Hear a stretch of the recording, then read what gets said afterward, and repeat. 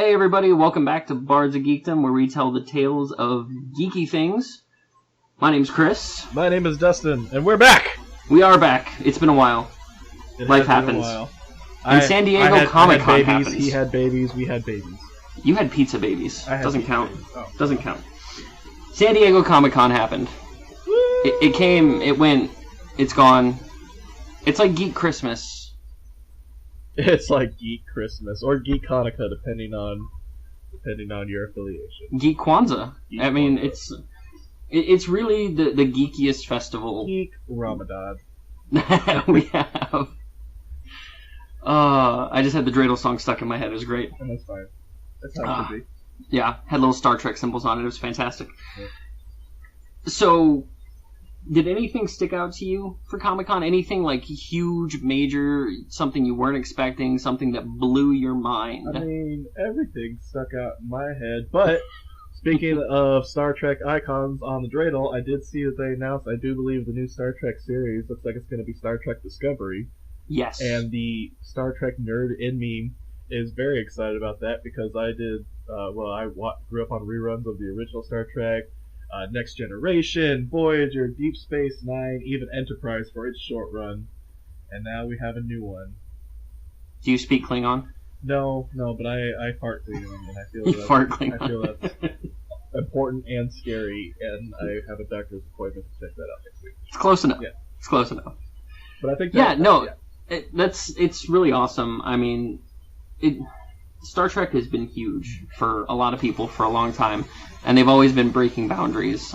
They've been doing it with the movies even up to now. Would you say they've been boldly going where no one has gone before? I would. I'll get out. I'm sorry. That was terrible. I'm sorry, everybody. The porta potty at the end of the universe. There's so much good coming to TV too. Like Netflix, all the Marvel Netflix stuff is just blowing trailer up. after trailer of good stuff. They've hit a good vein and they're running with it. Yeah, they are. Luke Cage looks awesome. Mm-hmm. It's got a super, I don't know, it almost has like a funk feel to it. Yeah. And I think that was the one I was more worried about. Was I didn't know how well Luke Cage would do as a standalone series. Looking at that trailer, like you said, it's got a good feel to it. Yeah, I mean, it definitely feels a lot more Harlem than, where the other ones felt more like Hell's Kitchen. It's got a totally different vibe to it. Mike Coulter as Luke Cage is just awesome. My only concern with it is I fear that we might see a lot of. I mean, obviously, it's all the same kind. It is all the same director, right?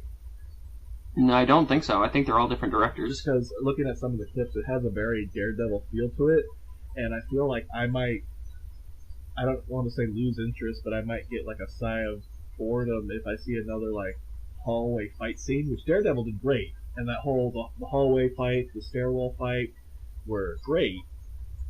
But if there's a lot of that going on in Luke Cage to try to like near that popularity. Well, I don't think Jessica Jones had a hallway type fight scene. Jessica Jones didn't. But looking at the Luke Cage trailer, like there's a scene where he's coming through and he breaks down the door and he's walking through the hallways with the door beating up the bad guys. And I'm like, well, it has a very Daredevil feel to it. Yeah, but he used a door. And he actually squished somebody in the door and then threw him down the stairs. I mean, yeah. So I don't know. I can't get enough of stuff like that though. Just the fact that in Daredevil they shot those hallway scenes in one take blows my mind. And a lot of them were the same stuntmen, so they'd get knocked down, have to run down the stairs ahead, and then get beat up again. I love it. Sometimes you need an ass kicking 2 or 3 times in a row. It's better than coffee. The Fists of Justice. Yes. And then they showed Iron Fist. Not Tommy. Not Tommy Rand, like you thought. It's Danny Rand. Danny Rand. And it looks really good. I have a feeling that it's going to have a very mystical vibe to it, which is very good. I think Doctor Strange is going to also kind of blend that into the movies as well. So we'll get kind of that mystic vibe in both of them. And then the Defenders teaser. That blew me away. Well, then I heard, so I thought that there was rumor that they weren't going to re-up the season 3 of Daredevil, or it was on hiatus, on pause. But then they showed the trailer at SDCC, in the subway. So that, I mean, it would have been silly of them not to try to do a season 3. I don't know what the rumor was, why it was going to be on hiatus.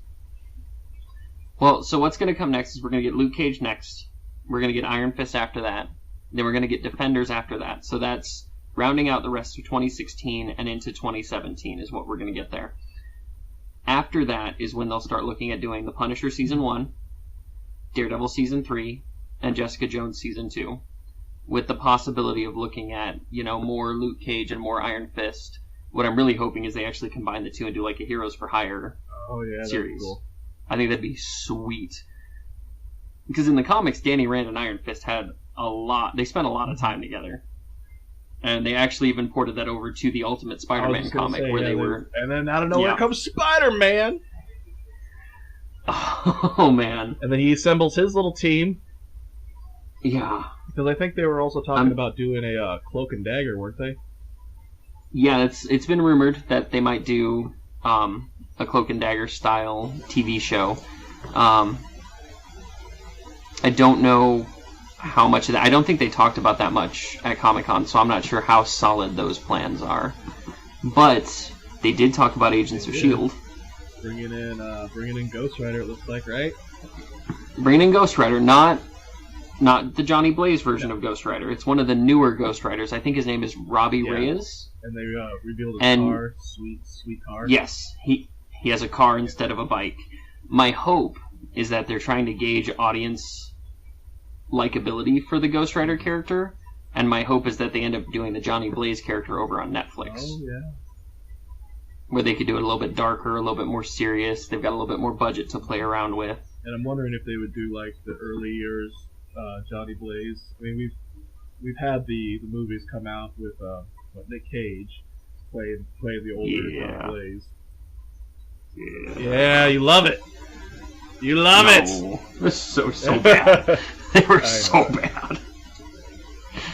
I didn't even watch the second one, and I've heard it's terrible. I think the thing that made it the most terrible was the fact that they just basically tried to tear down the story from the first one and create a whole new origin story. So, like, you see him later in life, and he's Ghost Rider and running this and that, but they do flashbacks of his origin. You're like, oh, well, this is just a continuation of the first movie. No, they completely change it up, and it's like, it's the same actor, but alright. Who knew you could reboot with the same actor? I could. I tried to even, and I literally couldn't. You literally couldn't? I came out feeling kind of odd. Yeah. So my hope is that they're kind of leaving the Inhuman stuff mostly on the wayside for Agents of S.H.I.E.L.D. And that, because they did it for kind of 2 seasons now, and they've got kind of a core group of Inhumans, and that's cool, maybe introducing 1 or 2 here or there, but I'd really like to see them kind of embracing like a good mystical season, where they're trying to figure out the science side of it, but, it's magic, so there's really not much science to grasp for it. I think that'd be pretty cool. Let's see, what else we got? We got, oh my god, why am I drawing a blank? I just saw the trailer for Gotham, so it looks like it's going to be real good, and I haven't been, I've actually just started season 1 of Gotham now, so I gotta catch up with the hype. You are behind. But it is awesome. Correct me if I'm wrong, but it looks like they're going to be introducing the Court of Owls. Yes. They actually, they slow teased them in season 2 a little bit. They didn't really say the name, but they showed a person like maybe once or twice that had like an owl type mask on, that Hugo Strange was answering to. So we kind of figured that Court of Owls was where it was going to be coming to, but there's a lot of haters for Gotham. There's a group of people that really love it because the show is good, but there's also the other group that is like, oh, it's not canon, it's so stupid, they're introducing all these villains, but Batman's still a kid. And as much as that is true, there's so many different, the multiverse, there's so many different universes that it doesn't mean that they have to be doing, Earth 1 storylines. So, I actually really like it. They've done a really good job with casting. Ben McKenzie as Jim Gordon is just fantastic. Alfred's awesome. Kind of a dark path, too. He does. The problem is Gotham is a dark place. And to work in Gotham as a police officer, you have to kind of flirt the line between good and bad, that light and dark side. And for the most of the early seasons, he tries to keep hold of that light side. But as the seasons go on, you see him slowly starting to slip further and further into that darker side. And it's really good. And I mean, the casting is just so good. The guy they've got cast as Enigma is fantastic. The guy that they have cast as Penguin is awesome. It's a phenomenal show, and it's really fun. You're going to enjoy it. I know you are. I think I it's stayed good away stuff. from it as long as I did because I was like, well, these are Batman villains, and it's weird to see them come about without actually there being a Batman or a Batman character to stop them. But the more I hear about it, the more I look into it, kind of seeing their development and actually seeing Jim Gordon being out there and doing Gordon things.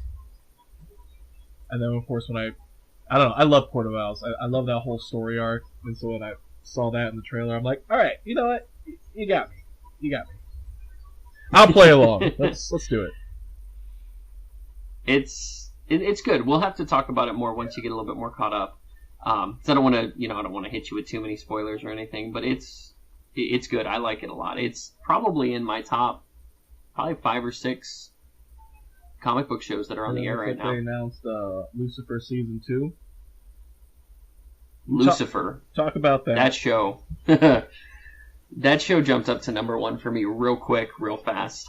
I love the Constantine comics and the Constantine character, and Lucifer was loosely tied in to that storyline. And I didn't read a lot of the comics that Lucifer was involved in, and I've heard that the show is a very big departure from the comics. Like I said, I don't have any basis for comparison because I haven't really read many of them. But what the show is a great crime show with a supernatural twist, and the best actor that I have seen played Lucifer in any show to date. He's snarky, he's sassy, he's flirty, and he's got a British accent that'll knock him dead. It's awesome. It's really British good. Accent sells it. It does. It really does. Like, I watched the first episode and I'm like, I want more of this. I don't even care what the show's about. More of this British accent in my life. Yeah. Well, and so he plays this. The way the devil works is that he has this power that he can bring out, or he can make people reveal their deepest desires. And there's different levels to different people. The more complicated the person is, the harder it is for him. And the cop that he ends up teaming up with doesn't affect her at all. Like, none whatsoever. So he's super intrigued, wants to figure out what's going on, and throughout the series he finds out that he's actually more vulnerable when he's around her.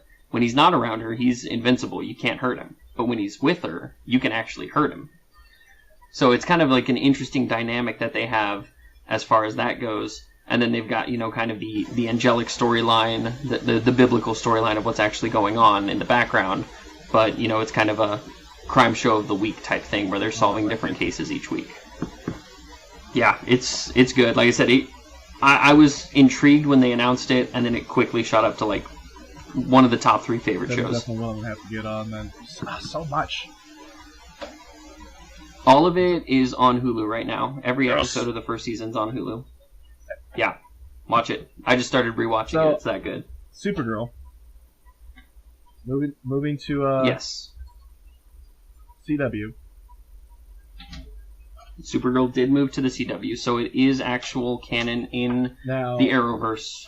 Not only because of the crossover, but because they're actually on the same network. Somebody else as Superman that wasn't Tom Wellington, and that's correct. Shocked me and hurt me.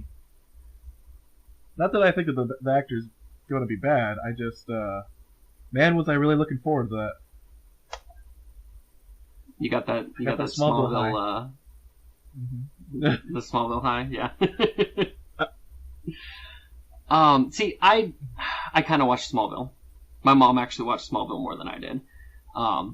It actually got way too drama for me very quickly, so I kind of stopped watching it. It started off way drama, and then they started losing a lot of their core audience, and they're like, you know what, we actually got to start introducing Superman things into a Superman show. Right. I did start watching it again when they finally brought together their like mini Justice League. That's when I did kind of start tuning in again. And then, you know, once it kind of disbanded because it didn't last very long, I tuned back out. But yeah, no, I think the guy that they cast will do a pretty good job. We talked about this too when we were reviewing the Supergirl Flash crossover. Was that we were probably going to be seeing an introduction of Superman more for them to be pulling in that audience. Yeah, and this whole thing with Supergirl was it felt like a Superman show without Superman. They kept alluding to Superman being there, like she was talking to Clark in text, and they went to the Fortress of Solitude, and, you know, she's fighting one of Superman's villains that he couldn't beat. So there's all these allusions to Superman, but then he's never around.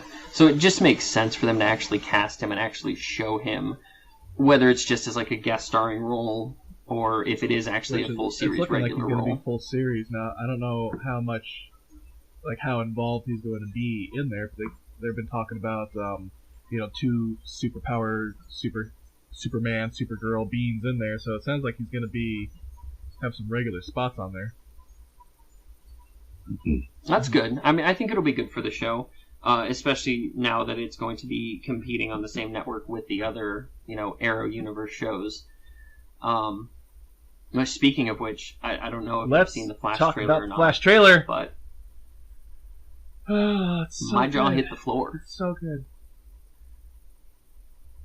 How can one show be so good and the other one not? I just don't understand. To their credit, watching the trailer for season 5 of Arrow, I'm actually kind of hopeful that they're going back to their roots. You know, let's actually talk about that first. They're kind of doing a new team, so he's going to have a couple new trainees that he's got. Yep. They're bringing in Ragman, which is pretty cool, and I feel like they're going to split the Oliver Felicity relationship. I've read that she's going to have her own kind of boyfriend going into season 5. So I'm hoping that they kind of push away from the drama that centered around those two, and actually bring it back to the core of what it was. Of Black Canary in the trailer. They did, and Katie Cassidy actually signed a contract with DC and CW for a series regular role, just like Wentworth Miller did and John Barrowman did, to be across all the shows. So she's actually going to be in multiple different shows, but I heard that Earth 1 Laurel Lance does not go back to Arrow this season. Or if she does, it's not in the first half. So it could either be, I'm not sure how they're doing it, but it could be flashbacks, it could be Flashpoint Laurel, it could be time travel, since we've got Legends of Tomorrow. So there's lots of different ways that she could come back without actually showing up on Arrow. I feel like they want to make her death, at least for now, feel permanent to the characters. Instead of just like, oh, she died, oh, she's back again. Yeah, I think they kind of want to let it set in for a little bit before they either, you know, bring her back into the show or just kind of keep her on the outskirts of it. With Flashpoint, the way, you know, kind of set up in the comics, him doing Flashpoint and then correcting everything at the end of the season could be what, you know, I mean, him and Flashpoint could be what brings in Supergirl into the universe instead of her just being like, hey, I'm here. It could be a thing that revives Laurel Lance because everything shifts slightly. Could be. Well, and in the interview, or not the interview, in the panel for The Flash, Grant Gustin did say that he knows of at least one subtle change that Flashpoint will bring to Arrow. So Flashpoint will be affecting other shows, maybe not in big ways, but at least in subtle ways. I mean, that was the effect of Flashpoint in the story arc, or the comic arc. Oh gosh, yeah. I mean, I'm just hoping the Arrow pulls it back around because I really, really loved it at the beginning, and just like everybody, not everybody, but just like the majority, kind of lost me in the middle. Well, my problem is that at least during season 4, I was watching just for crossover purposes. And that's not why I want to be watching a show. I don't want to watch a show just because of the other shows that it can interact with. So, I don't know. I'm hoping. And then Legends of Tomorrow. That's looking good. I'm finally caught up on that one, and it really did turn it around for me. I just had to stick it out. Yeah, the back half of the season really finds its legs. I feel like they didn't really know what they were doing. And from what I read, they kind of had it thrown together last minute. It was kind of like, we're going to do the show, and this is kind of the premise, so here you go. And I felt like they scrambled a little bit at the beginning to try to tie all these characters together and make the story arc work. But once it got its legs under it, it was a really good show. And I'm hoping with season 2... Meanwhile, back at the Legion of Doom. Oh, okay. Exactly. Meanwhile, at the Hall of Super Best Friends. Yeah, so the Legion of Doom is going to be Reverse Flash, Malcolm Merlyn, Captain Cold, and Damien Dark. Ah. Yep. Like I said, Captain Cold and Malcolm Merlyn are set to appear across all the different series as well. They signed that same type of deal that Katie Cassidy did for Black Canary. And I'm not sure who all they're adding to the team. They were really cryptic about it in the teaser that they posted, the trailer for season 2. I know they are adding new people. I thought it was interesting that Heatwave was sticking around as well. It seemed like he was only there for... Thank you. And Captain so the fact Gold. That he was hanging on just kind of... It seems to go against his character, but... And then... Yeah. Well, so they're losing Captain Cold because he obviously goes to the dark side. They are bringing in Hourman. They showed him actually at the end of season 1. And I'm imagining they're going to lose Hawkman and Hawkgirl for this season. Because they were kind of really tied into the story of the first season. So I feel like their kind of story arc is done for now. And they are bringing in Vixen. But it's not the same Vixen that they had on Arrow. It's actually one of her ancestors that they're bringing in that has the same powers because they had the medallion. But... Exactly. And it was just because the actress that played Vixen wasn't available to do the show. So they kind of had to get creative with it. Yeah. But so the rumors now, there have been rumors floating around that Constantine will show up somewhere in this season of things. There's rumors that they'll introduce Oracle and Batwoman. So if they're going to introduce some of these Bat families, Bat family members, and they're introducing Superman, I'm wondering if that means somewhere down the line they'll get to play with Batman. It is a big if, but I mean, like I said, they're getting to use Superman. Right. There is already a show about Batman, so it's not like, they're saying Batman's off the table. Maybe? You could hope? Maybe? That would be... Maybe? I don't know that I could see... Yeah? I mean, I just want him to show up in Arrow for like 10 seconds, slap Oliver Queen, like not even like front slap, like backhand slap him, the bitch slap him, and say, quit stealing my story arcs, and then like just fly off, just like, grappling hook out of there, and just never again. And just Oliver's just stunned, and then a single tear falls from his face. And then he flashes back to his time on the island that he never left. Exactly. That left several times. 5 years ago. 10 years ago. Always left the... I never left this island, but I always left the island. and then somebody gets I was here forever, but I was never here. And then him and Felicity break up again. And I think you just described every episode. So I'm giving the material to work with on the new season. I already got it laid out for you. Introduce bad guy. Yeah. The Flash. I love it. Oh god, I try not to overhype it, but it is the one I'm most excited about. It's so good. So let's just hit some highlights. So, from what I've read, a year goes by since he saves his mom from where we start in the season. I'm wondering about that because I don't know if he has his powers or not.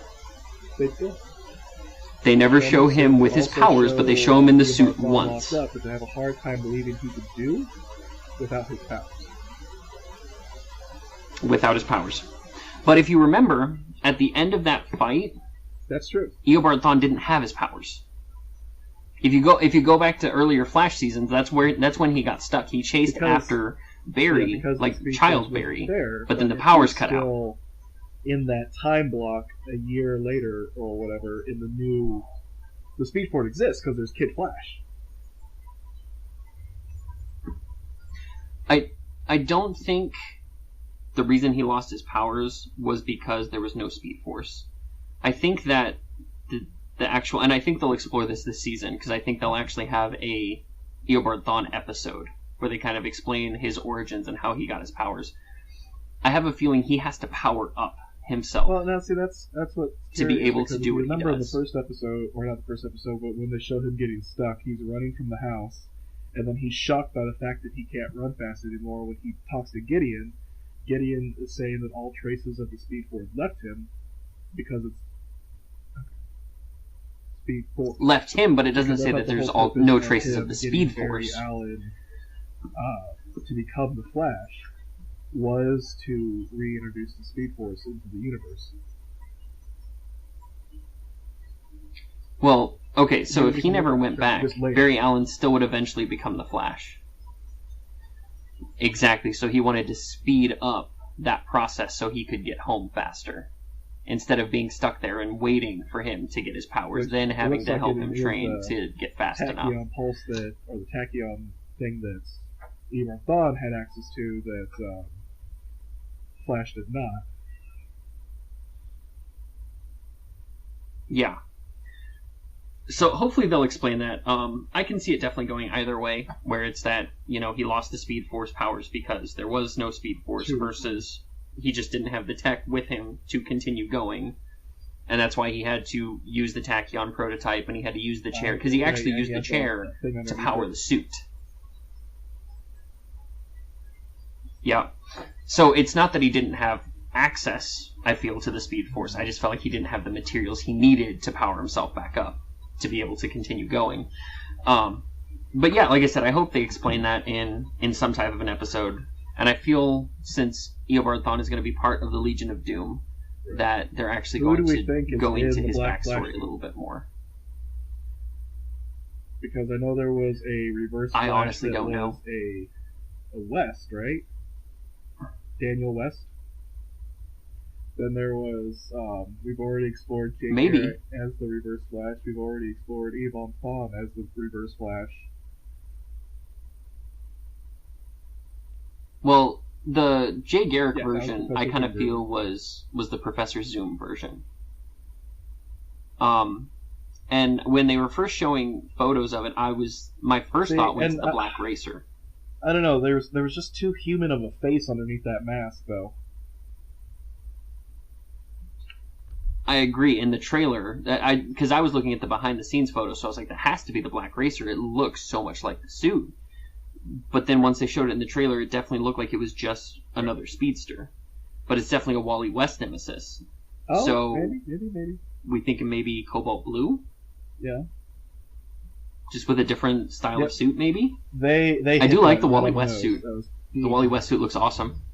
Because I think we're talking about... it looks like a perfect Kid Flash suit. It has a very Young Justice feel to it. Absolutely. But I like the changes that they're making with the Flashpoint. I like that, he and Joe are kind of estranged because Joe doesn't really know him. He and Iris are kind of on the outs because they only knew each other as kids. Yep. I'm pretty sure Tom Felton is going to be Dr. Alchemy, which is pretty awesome. I'm super excited about that. Cisco being the Harrison Wells of the Flashpoint world. And I really loved how Eobard Thawne at the end of the trailer is yelling at Barry, who's the villain now. Because if you think about it, Barry is kind of in a villainous role.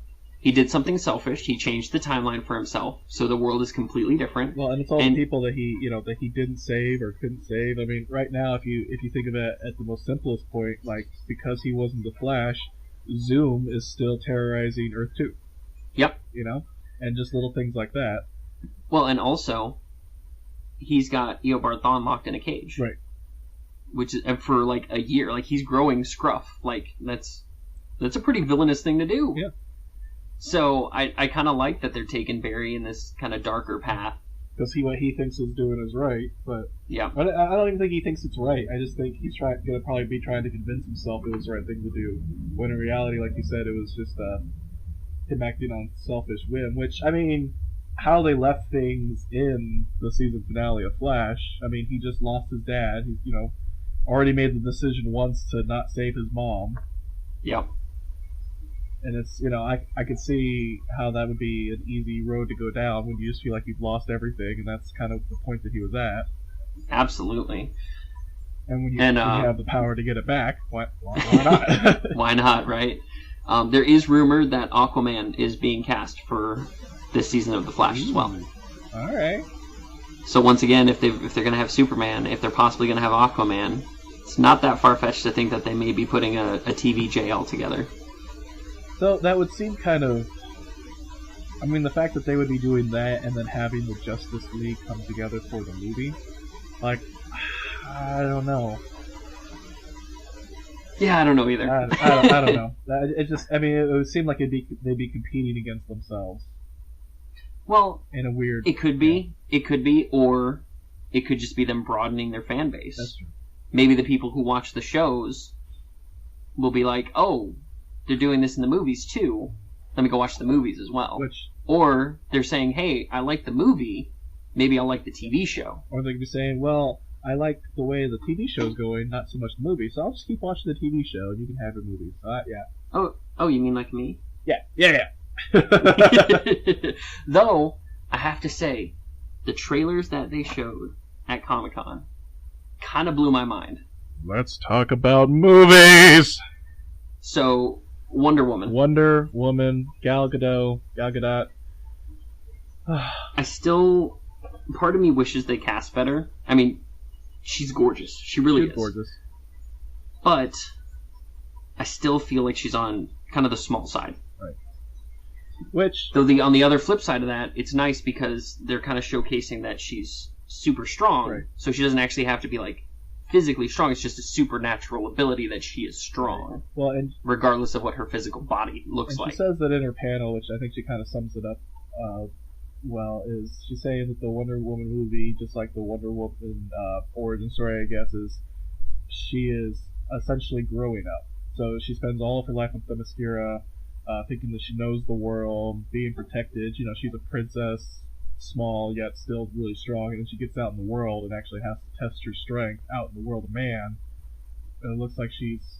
What era would you say this is? Probably World War I? World War II?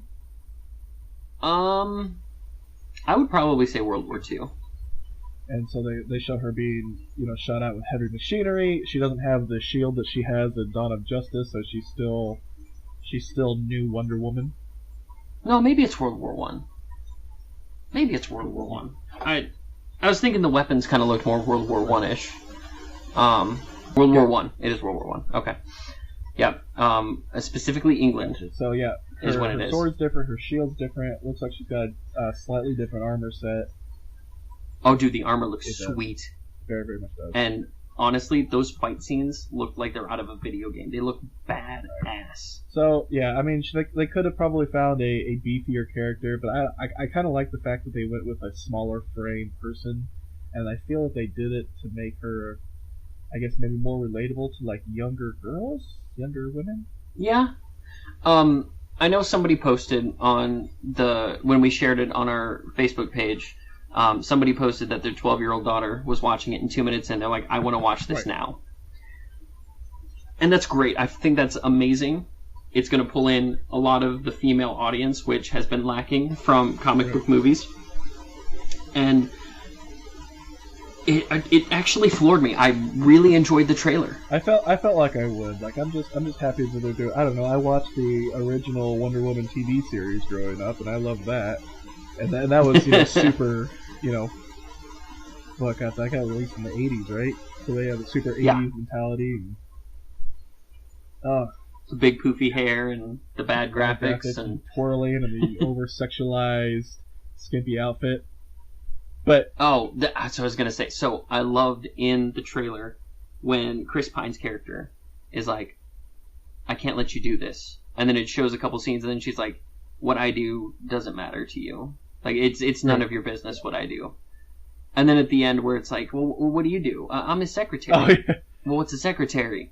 Well, I go where he goes. I do what he tells me to do. Well, where I come from, that's slavery. I love that.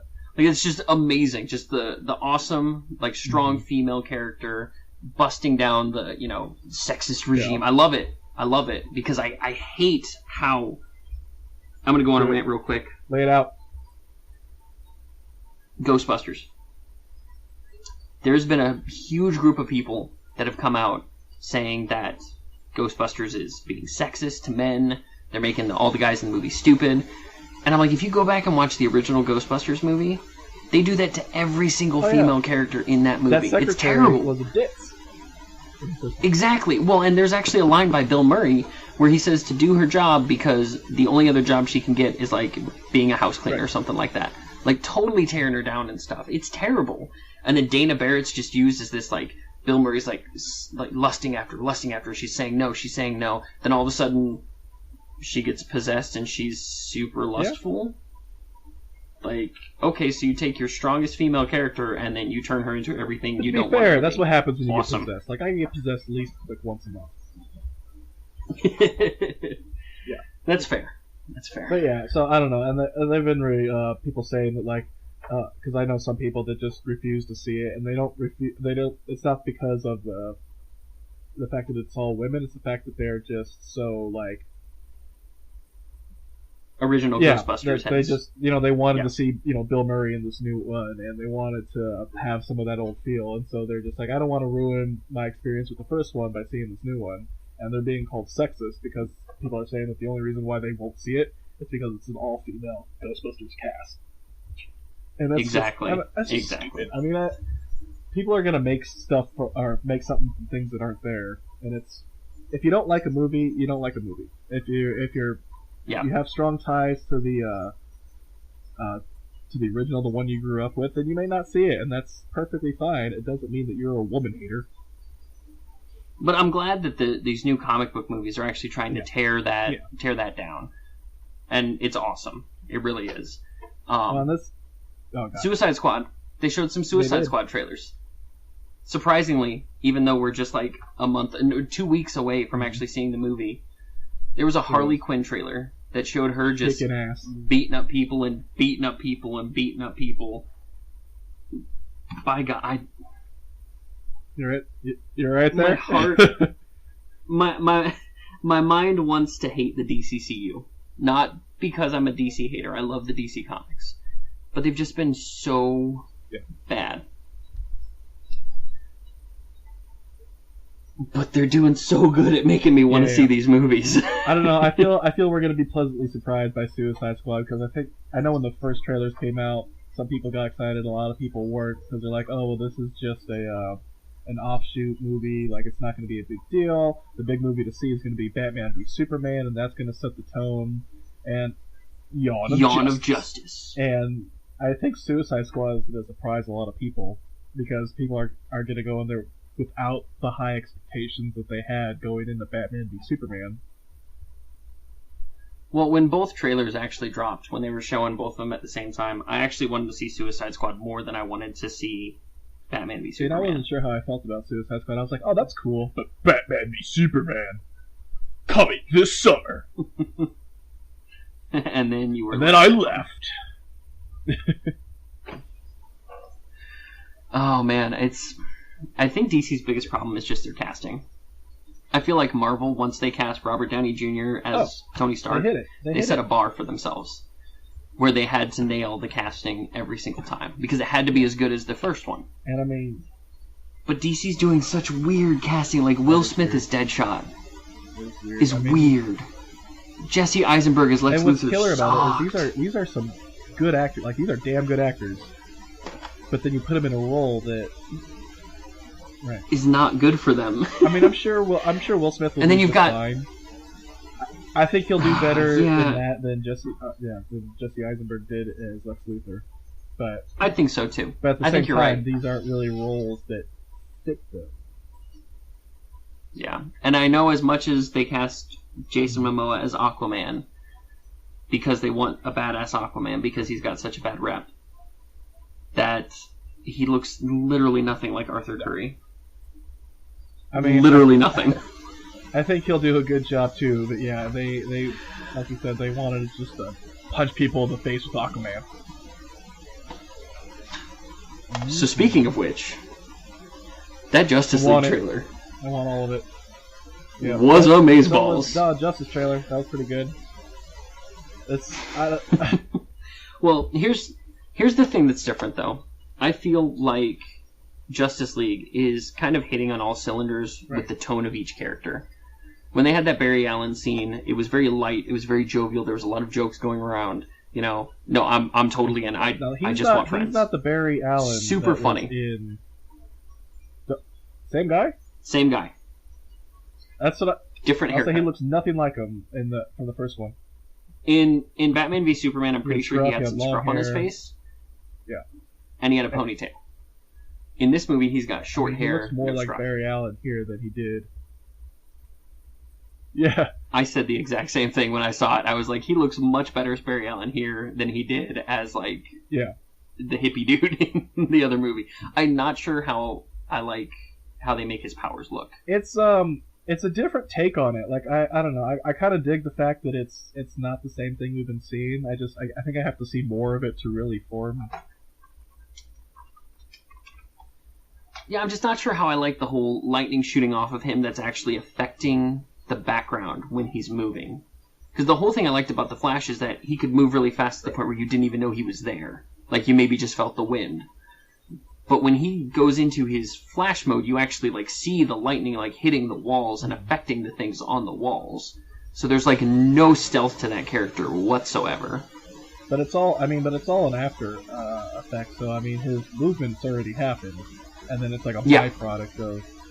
Which, I mean, gives it maybe a more scientific feel to it, because when you create... But my question is, what if he runs through a crowd? Does that mean he's going to, like, lightning all these people in a crowd while he's running? I'm sure it's fine. A few thousand, volts. It's no big deal. It's alright. Like, all those people in Spider-Man, when they had, what's his bucket as, Electro? Thank you. God, I'm still waking up. As they had him, like, lightning everywhere. Only a few people got hurt. I'm sure this would be no different. Probably. Different universes, but still, same idea. Yeah, so then when they had the cyborg scenes, it seemed kind of really techy. Mm-hmm. Like, even the tone, like, the background colors seemed really, like, tech-savvy. Yeah. And then when they had the Aquaman scenes, it felt really grimy, kind of dirty. Felt like you would see something on, like, a seashore or something like that. Mm-hmm. So I don't know how they're going to pull all of that together, because my fear with this is going to be they're going to be trying to fit everything into too much into one movie again. Yeah, it could be. So I mean, overall, I feel like we got a lot of awesome stuff out of Comic-Con. I felt like we got some really good trailers. Mm-hmm. I felt like we got a lot of really good information, which I don't feel like we get all that often. The Doctor Strange trailer, which we haven't really talked about. Let's talk about that now. Dude, that's like Inception mixed with an acid trip, and it's phenomenal. I love it. Like, it looks so good. Now, some people were criticizing it because they were like, "Oh, it's just too much of an Inception feel." But I think when you're introducing the magical element, but trying to give it a realistic feel, because if you go too fantastic with it, like if you go it just looks cheesy. It looks cheesy, but when you actually give it some kind of ground to stand on, like when he's looking out and the world is folded in on itself, Inception style, like that's how it should. I mean, they're warping reality as opposed to just being fantastical and shooting bolts of light at each other. Like, I don't know. Oh, there's going to be some of that too. Oh yeah.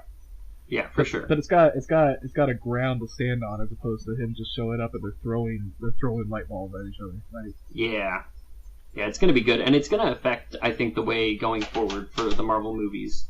And I know it affects Agents of S.H.I.E.L.D. too. They've said that it's going to have some type of an effect on there, which I feel is where they're going to add in the Ghost Rider element too. Right.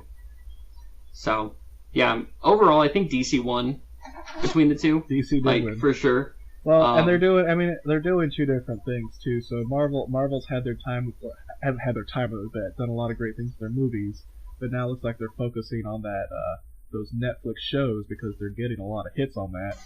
Heck yeah. DC needs to catch up on the movie front, which is what they're doing now. Yeah. Oh. There's still so much we didn't talk about, but man, you guys need to keep coming back because we're just going to pound out some stuff next. We're going to do Rebirth comics. We're going to talk about the TV shows coming up this next season because there's going to be some great ones. Yes. And we got and we have time to make up for it. We took a little hiatus, we took a little break. We did. Life happens, and that's okay. Yep. I'm sure life happens with y'all too. Hey you, Billy. I don't have a friend named Billy. Billy, put down that coffee cup. Focus up. I miss you the most. You miss Billy the most? I don't have a friend named Billy. Okay, I'm very confused, but Me too. Sure. I think I'm just tired. I think it's yeah. All right. That's cool. Well, Damien says hi. Hi, Damien.